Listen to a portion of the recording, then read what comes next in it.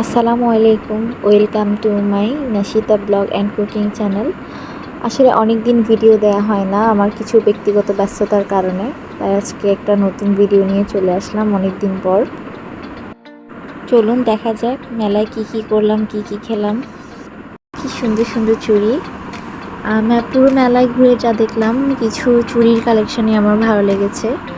আর সব সময় কেমন জানি আগের কালেকশনগুলোই বেশি ঘুরে ফিরে চলে আসে, নতুন কিছু তেমন একটা দেখা যায় না মেলায়। কানের বেশ সুন্দর সুন্দর ঝুমকাও ছিল, আর দামও খুব রিজনেবলের ছিল। এরপর চোখ গেল এই কাচের চুড়িগুলোর মধ্যে। আসলে এই কাচের চুড়িগুলো সব মেয়েদেরই ভালোবাসা, মেয়েদের দুর্বলতা। কাচের চুড়ি পছন্দ করে না আসলে এমন কোনো মেয়ে পাওয়া যাবে না। আর মেয়েদের জীবনটাও কাচের চুড়ির সাথে অনেক সম্পর্কিত।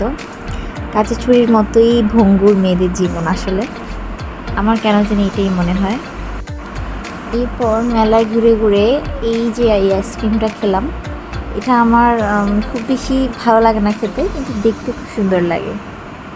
এরপর সবচেয়ে মজার বিষয় হচ্ছে রাইডার। এগুলো বাচ্চাদের খুবই প্রিয়, আর বাচ্চাদের পাশাপাশি বড়রাও এগুলোতে চড়ে। আমার আগে খুব বেশি চড়া হতো, এখন তো আমার মেয়ের চড়ার বয়স। এরপর তাকিয়ে তাকিয়ে ওদের আনন্দের মাঝে নিজের আনন্দটাকে খুঁজে পাচ্ছিলাম।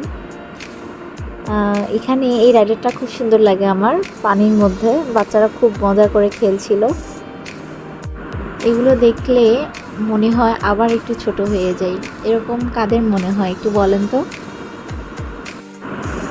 এই যে আমার মেয়ে কি আনন্দ করছে, আনন্দে আত্মহারা, আনন্দে মনের আনন্দে ঘুরতেছে।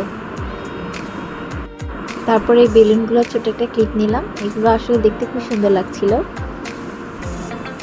আসলে মেলা মানেই হচ্ছে যে মজা। এরপর চলে গেলাম আচারের স্টলে। আমার এই পুরো মেলায় সবচেয়ে বেশি পছন্দের জায়গা হচ্ছে আচারের স্টল। আমি আচার খেতে খুব বেশি পছন্দ করি। এখানে কয়েকটা আচার ট্রাই করেছিলাম, ভালোই লেগেছে।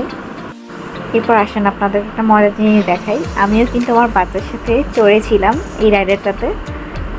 যাই হোক, এরপর সবাই বাসায় চলে গেলাম। আজকের মতো এখানেই বিদায় নিচ্ছি। ব্লগটি কারো ভালো লেগে থাকলে সাবস্ক্রাইব করে পাশে থাকবেন। আল্লাহ হাফেজ।